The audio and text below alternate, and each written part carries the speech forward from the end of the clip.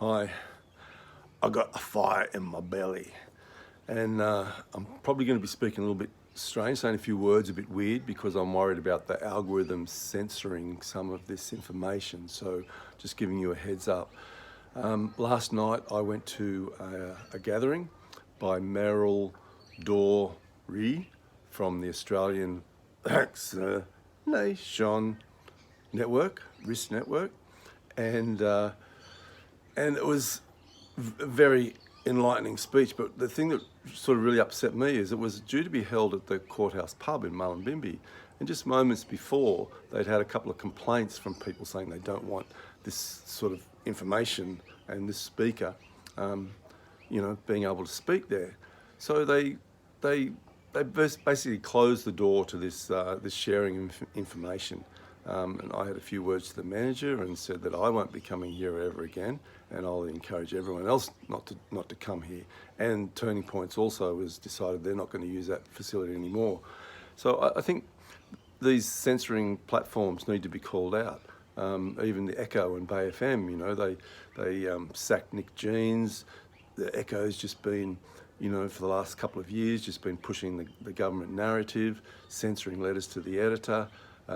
It's a real shame when this information comes out because, as we saw at the last night, one of the guys said, how many people here know someone who's had a severe reaction to and 50% of the people put their hand up that know someone who's had a severe reaction. So, these organisations that have been, media platforms that have been censoring, like the Echo, Bay FM, and the Courthouse pub, not to mention FB, have been, flat out involved in a process of censoring. Now, what's also, I'm going to go into a little summary of what happened last night, and one of the things was that the government just this week gave more power to one of its branches of government to fine these media platforms for allowing any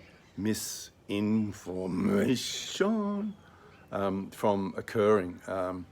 So, what is misinformation?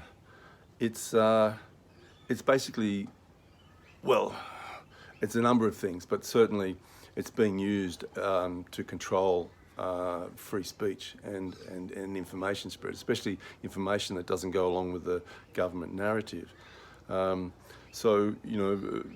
FB, for example, could be fined $700,000 a day for allowing any misinformation to go out there. So again, this is another tool that the government's used along with all its various mandates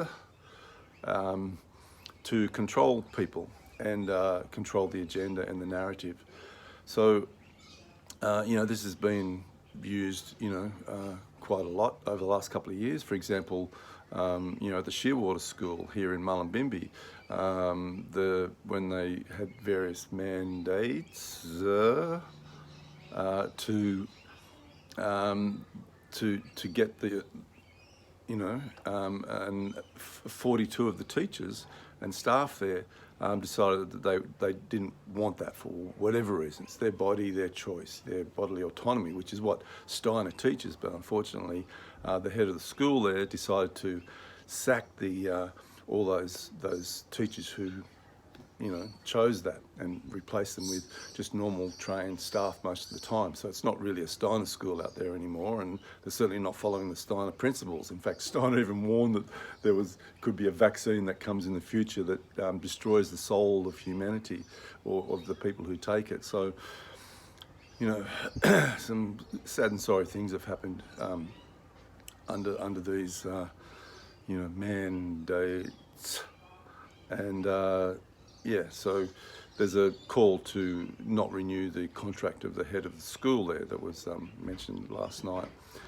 Also, some other sort of fairly serious developments. The WHO, the World Health Organization, has a pandemic treaty, and they're trying to get various amendments to that treaty.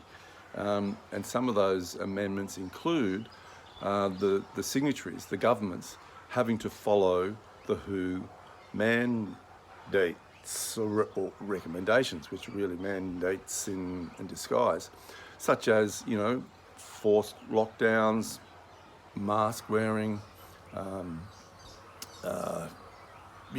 various, all the different control measures, not moving, closed borders like we saw before. But the thing is that if we're a signatory to it, we can't even lobby our own government to change these things. So it is quite a sinister plan that I believe is underway, and also combine that with the World Economic Forum plans to create a digital society, a cashless society with digital currency, which leads into a social credit system, and where every action in your life can be tracked and controlled. So we're heading down a Chinese communist sort of style of operation here. People say, oh, it's a conspiracy theory, but when you look at it, who would have ever thought that they would introduce a vaccine passport? And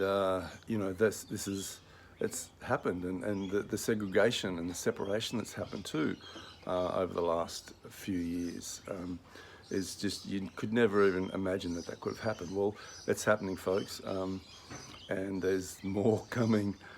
So it's important that Australia pulls out of the WHO, that we see these coming. Talk about smart cities. Well, if you want to be locked down in a 15-minute radius of your place, and all the other control measures that go with that, no thanks. But look, I don't want to scare people. This is just my feelings and because fear's been used enough. I think we've got to break out of this fear mentality and create alternative structures. Our own alternative schools, our own farmers market, ways of providing food and shelter, and alternative currencies. This is an important thing that we need to get into now. Wash your hands as much as you can from the whole, government narrative and what they want. Try and read through the lines of what's really going on here, but don't get disempowered. Ignite that fire in your belly to create all these alternative structures that we need, that don't rely on the government involvement in any way. I sort of mentioned this. I've got a documentary that I've been working on for 7 years that's coming out in a couple of months. So where I talk about this epic quantum shift in consciousness that's happening at the moment. So I'm really excited about what's going on. It's like we needed to kick up the butt to really go to that next level of awareness and consciousness and sovereignty. So I guess I'll just close off by saying that by what a friend of mine, Michael Rhodes, who's been a dear friend for a while, who's also in the film, he says just to consciously choose love.